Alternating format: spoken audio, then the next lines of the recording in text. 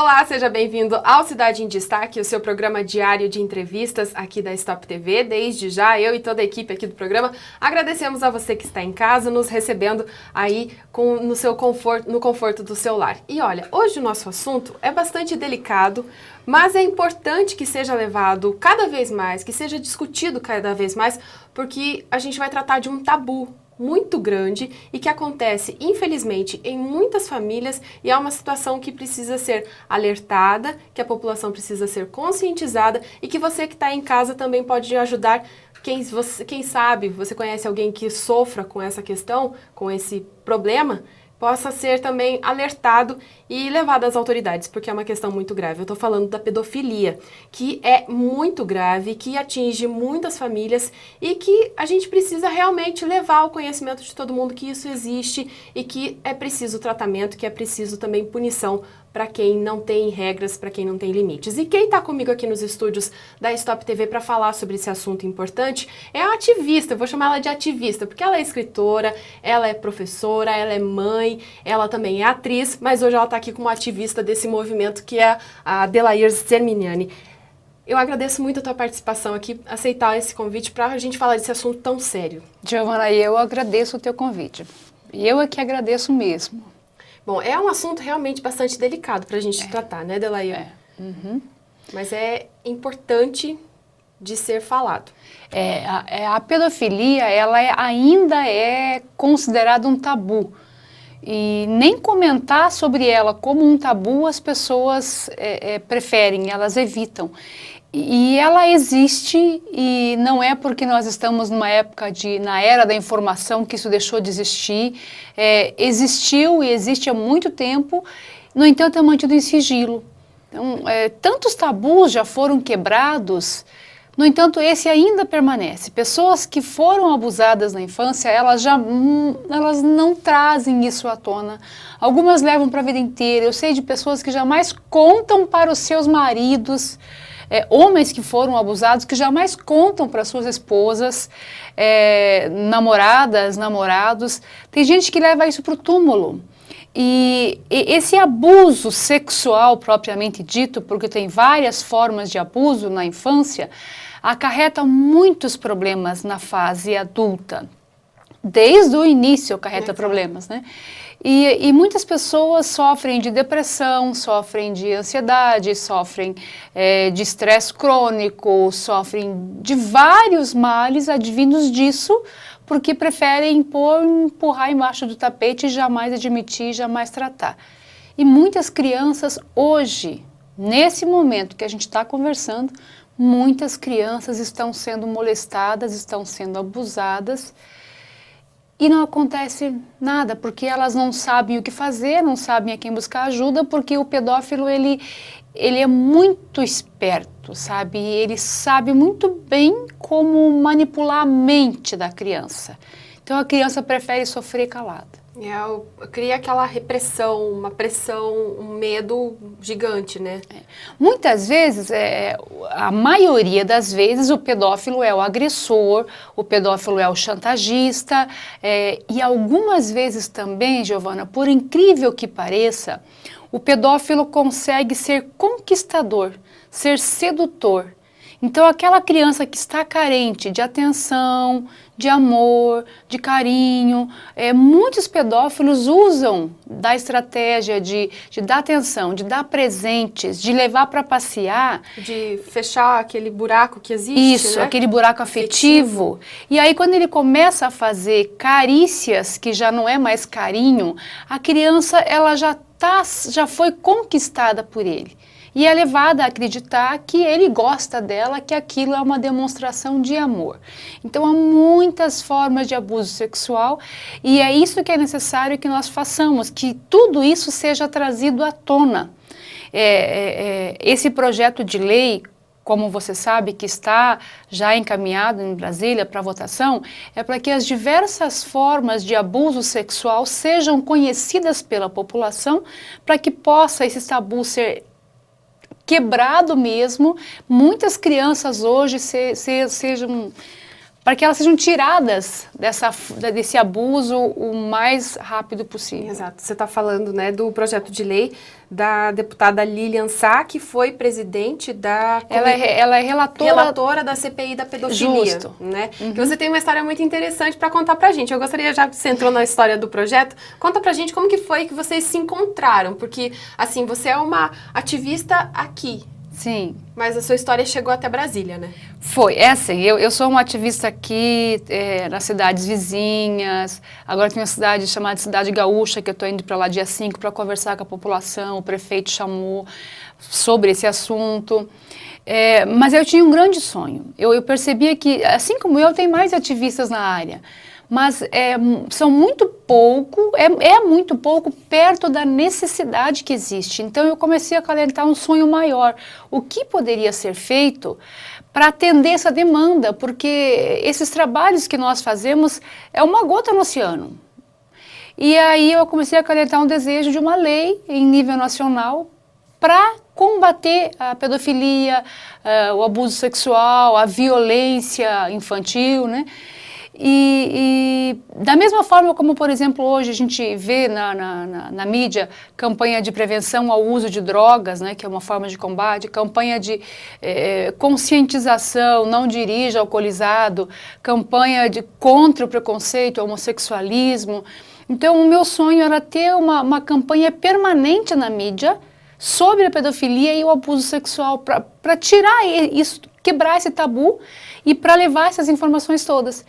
E aí eu trabalho com neurolinguística, numa dos módulos que era metas, para exemplificar eu falei, porque a meta ela é um sonho que saiu da esfera do subjetivo, foi transformado em passos para realizá-lo.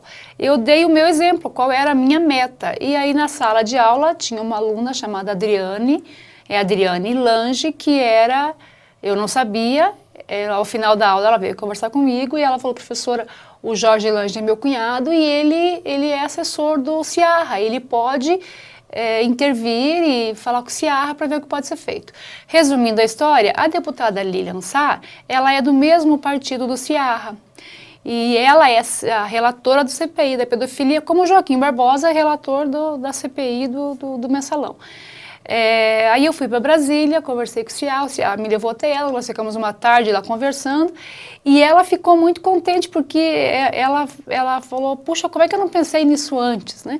E aí juntas nós tivemos ideias e fomos nos comunicando, e aí o jurídico elaborou esse projeto de lei e já encaminhou para votação. Então ainda no primeiro semestre de 2013, nós vamos ter a votação, os parlamentares aprovando, vai para presidente aprovando, vira uma lei em nível nacional. Exato. A gente está falando aí de uma divulgação nas rádios, né? Uma coisa assim que parece simples. Mas é grandioso, né? É grandioso. Né? Rádio e TV, é grandioso. É grandioso porque vai, de uma forma ou de outra, acaba alcançando, não sei se dá para dizer todos, mas praticamente parcela, todos, né? uma grande parcela, né? Quantas crianças vão ouvir isso e vão saber o que eu faço? Vão saber que tem mais pessoas passando por isso, porque quando eu passava eu achava que era só comigo, e elas vão saber que não há motivo para se sentir culpa, que elas vão se entender muito, sabe?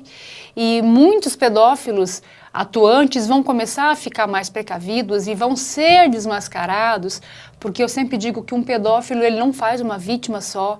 Então, se alguém desconfia que fulana faz isso e se omite, está sendo responsável não só pelo abuso de uma criança, tem mais crianças por trás disso. Um pedófilo não abusa de uma criança só.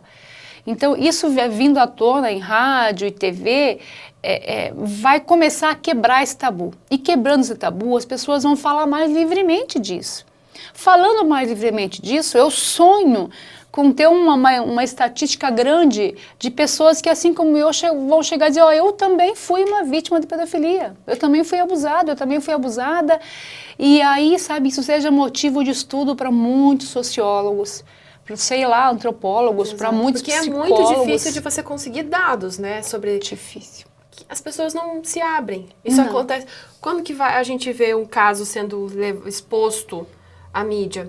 quando acontece de várias crianças, dentro de casos em Foz do Iguaçu, que envolviam um dono de uma sorveteria, se não me engano, mas era algo assim, que ele trocava, né? Ele dava doce para as crianças. É uma forma de cativar, né? Quando a Xuxa que veio, né, falou sobre a questão de ter sido abusada. Então, ou algo que chama muita atenção por ter muitas pessoas envolvidas, ou um famoso, conforme está aqui constando no projeto, que é um ponto que você aborda, né? Ou lá em maio, no dia ou na semana, né, de combate à pedofilia. Caso fora essas situações, dificilmente a gente vê se falar. É isso que me deixa indignada, Giovana. Fora essas 3 situações, é como se não existisse. Você já imaginou se o Brasil se portasse de uma maneira como se não existisse dependentes químicos? De uma maneira como se não existisse a violência contra o homossexual? Como seria? É assim que nós nos comportamos no que diz respeito ao abuso e à exploração sexual infantil. Então, quando essas 3 situações especiais, dia 18 de maio, que é o Dia Nacional de Combate, né? Quando uma celebridade, Xuxa, a Oprah Winfrey, que não é brasileira, né? Aquele caso faz uns 2 anos de uma nadadora que falou que o técnico abusava dela desde criança. Quando um caso horroroso vem à tona, isso vem, aí comenta-se, mas... É só naquele momento. Baixa a poeira, vai para debaixo do tapete e o mundo prossegue. Enquanto isso, outras crianças estão sendo abusadas. Muitos pais não previnem os filhos de que isso existe. E eles fazem isso com um objetivo nobre, que é: eu não quero traumatizar meu filho. Mas muitas vezes, não querendo traumatizar, ele abre a porta para que isso aconteça. Porque em mais de 80% dos casos, Giovana, é com alguém da família, algum familiar ou alguém muito próximo da família. Porque não vai chegar uma pessoa estranha e se aproximar. Porque a gente está falando de cativar uma criança, de dar carinho a uma criança. Isso. Ninguém estranho que esteja fora do círculo familiar. A não ser que seja a internet, e aí está outra questão que eu brigo entre aspas, eu falo sobre o assunto. Quando se fala em pedofilia, fala-se em pedofilia na internet, como se só existisse na internet. Na internet olha, é muito pouco que acontece via internet perto do que acontece em casa. É irrisório.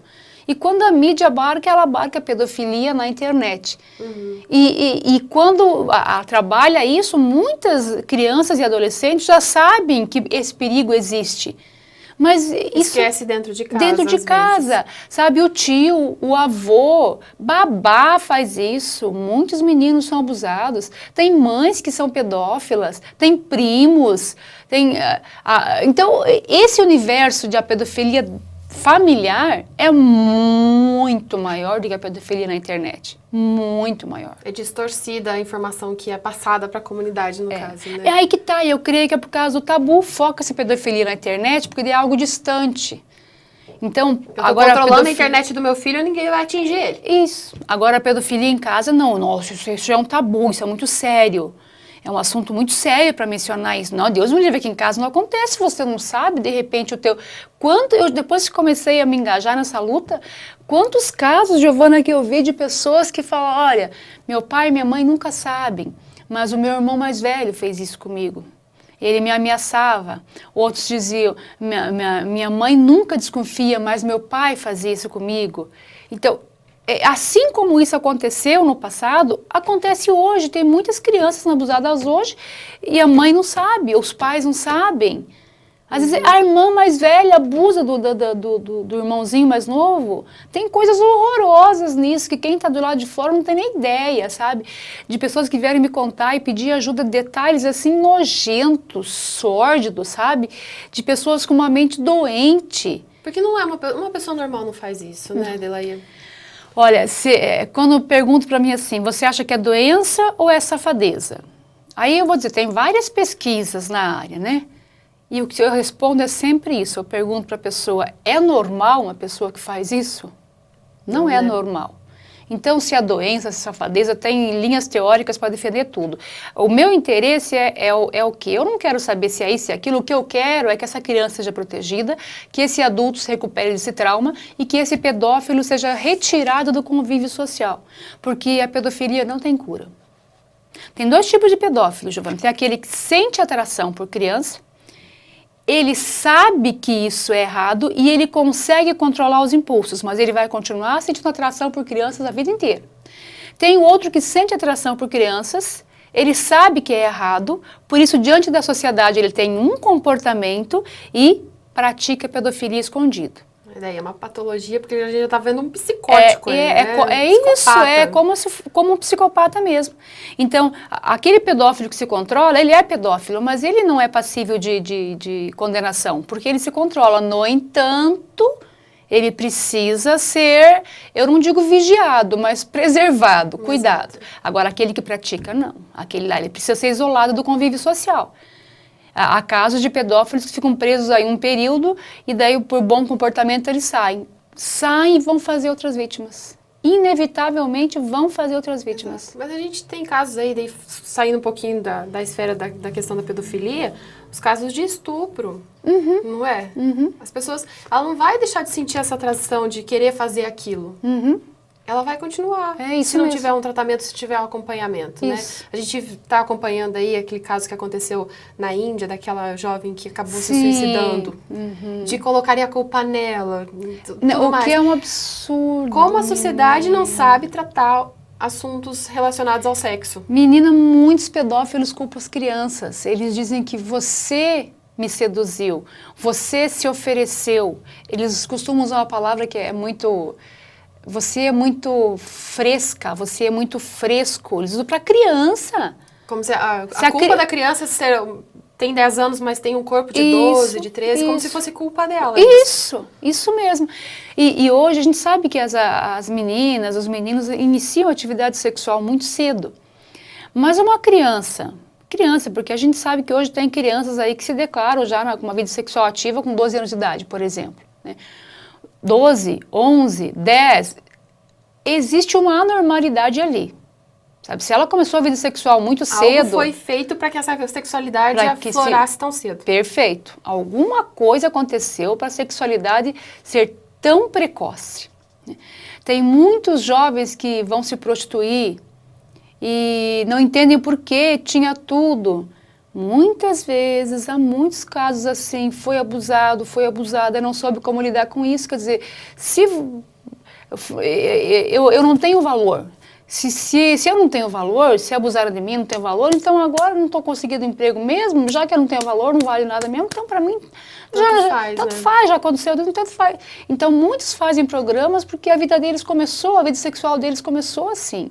Então, condenar é muito fácil, sabe? Muitos entram no mundo da droga porque a cabeça pira. Eu falo, Giovana, sabe que o que aconteceu comigo? Só Deus explica eu não ter pirado, eu não ter me prostituído, eu não ter virado uma prostituta. Eu não tenho explicação a não ser Deus. Só Deus para ter cuidado de mim.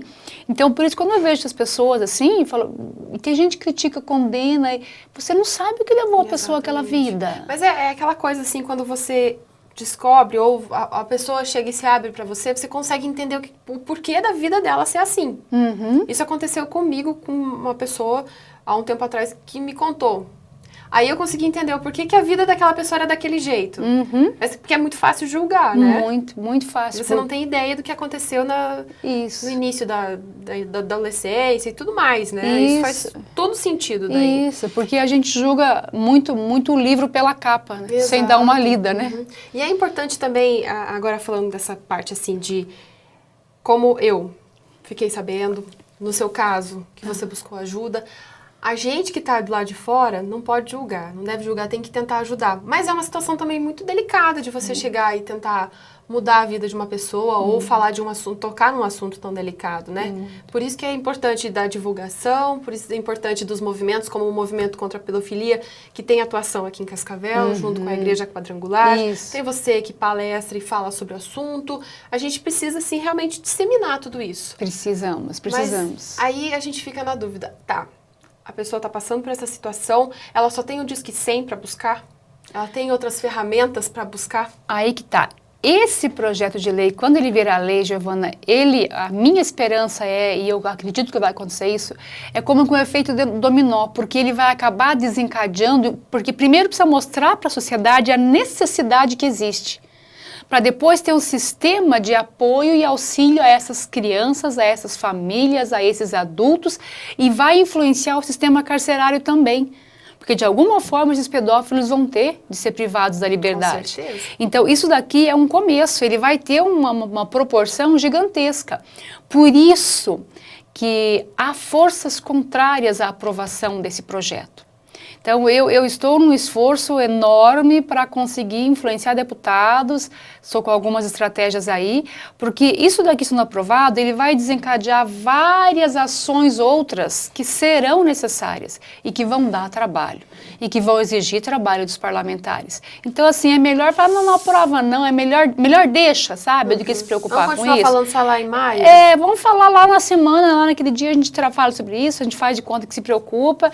Então, tem esse empecilho sim, porque vai acontecer uma demanda grande e ações vão ser necessárias. Exato. É uma luta do tamanho, talvez, ou maior ainda, quando a gente lembra da Lei Maria da Penha, que mudou todo o sistema, que fez a diferença. Isso. E que ainda, tá caminhando.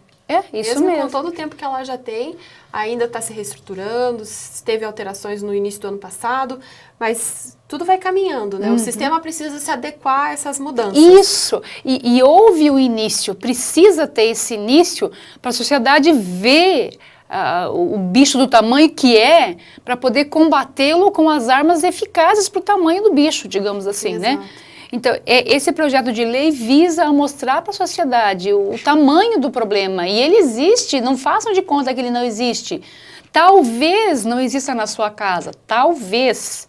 Mas existe na casa do vizinho, existe na sala de aula onde o seu filho, a sua filha estuda, existe na casa da sua amiga, do seu amigo, do seu cunhado.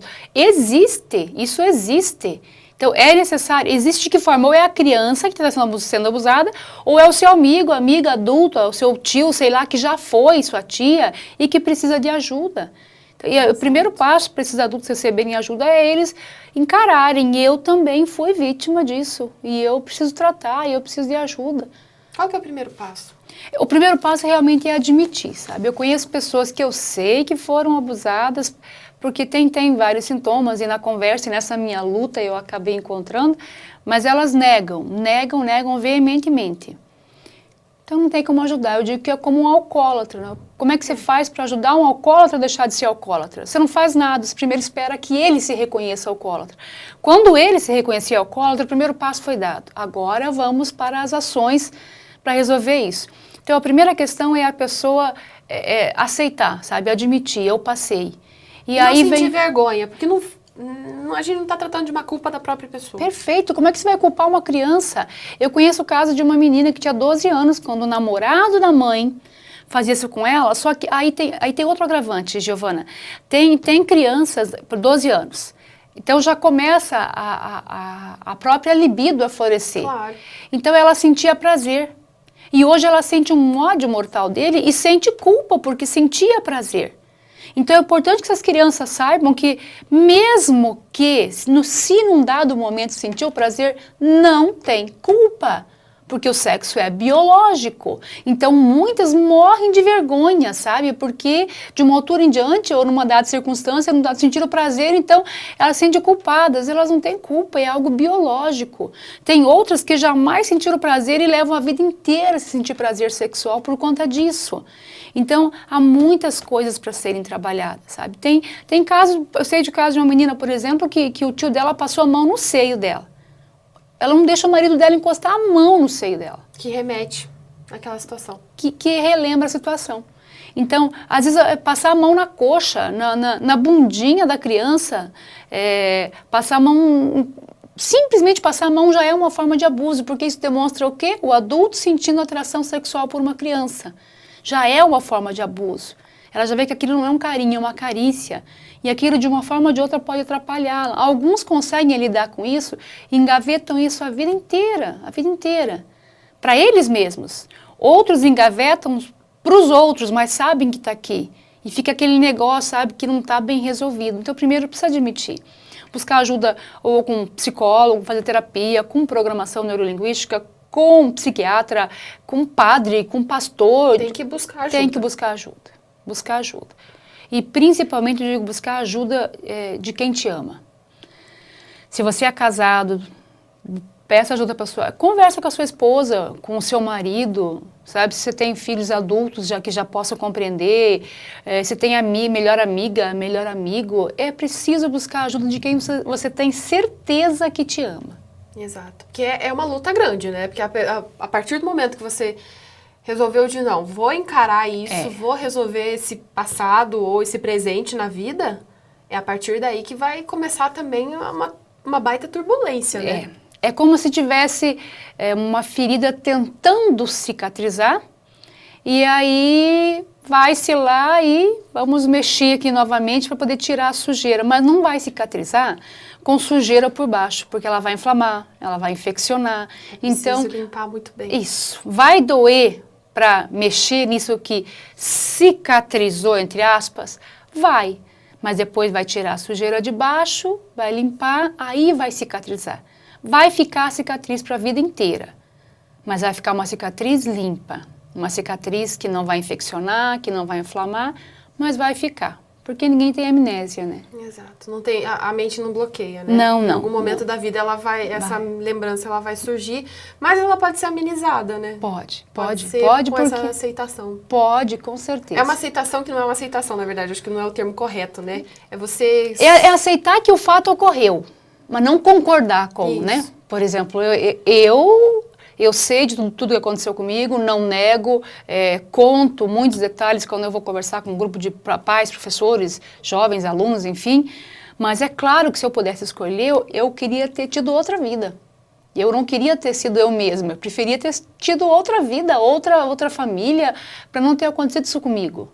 Mas eu não posso escolher, então eu não aceitei que aconteceu isso comigo. Mudou o seu futuro. Isso, mudou totalmente o meu futuro. Uhum. O fato aconteceu sim, mas não que eu concordei com o fato. Então aceitar não posso negar que eu fui abusado sexualmente desde bebê até 14 anos de idade, não posso. Que isso influenciou a minha vida inteira, não posso dizer que não. Tem que aceitar esse fato, mas jamais concordar com esse fato, é diferente, exato, né? Exato. Bom, fica aí, né, o seu exemplo para quem está em casa assistindo, para realmente repensar se está acontecendo, se sabe de algum caso. Isso. A gente, por enquanto, tem a ferramenta do Disque 100, mas tem Isso. a polícia que pode ser, né, que pode ser levada a questão à polícia civil, principalmente, né? Tem todos os trâmites que são seguidos, né? Tem a questão da denúncia, do conselho tutelar. Exato. Mas assim, tem a suspeita, eles mantêm isso em sigilo, né? Trabalham com isso,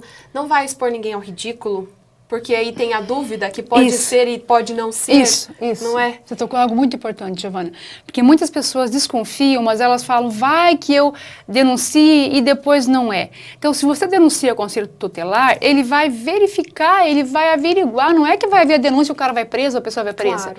Então, tem sim um processo todo até se comprovar isso. Então, não tenham medo de denunciar, denunciem. Porque se a pessoa é inocente, ela não vai ser presa de modo algum. Exato. De modo algum. Exato. Bom, Elaíra, eu agradeço muito a sua participação aqui no programa. Acredito que foi também um papo, além de agradável, esclarecedor, porque a gente precisa realmente falar mais sobre isso. Precisamos. Você sabe que eu sou companheira de vocês nesse assunto, de trabalhar, de debater e de levar para quem está em casa, saber mais informações, assim, sempre que a gente puder, e não só em maio. Não só no dia 18 de maio. Perfeito, Joana, perfeito. E você é uma jornalista exemplar nesse caso. Você se preocupa com essa causa não só em maio. Isso é muito legal, viu?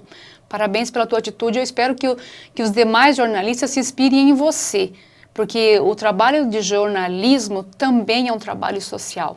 A gente precisa estar atento ao que está acontecendo e não somente nas datas, né? A gente perfeito. A gente chama de agenda setting. Agenda 7. As datas específicas. Certo. A gente tem assuntos que não dá para tratar só na data, né? E esse é um deles, né? Exatamente. E você está de parabéns por isso, Obrigada. viu? Vocês sabem que podem contar sempre comigo. Eu falei isso pro pastor Valdair essa semana, quando eu conversei com ele também, que é lá do Movimento Nacional do Todos contra a Pedofilia. Isso, que inclusive muitas pessoas podem procurar ajuda com ele também. Exatamente. Pastor Valdair Debus, da Igreja Evangélica Quadrangular. Exato. Muito obrigada. Obrigada, digo eu. E eu agradeço também a você que está em casa, que acompanhou mais este Cidade em Destaque, e lhe convido a continuar com a gente aqui na programação da Stop TV.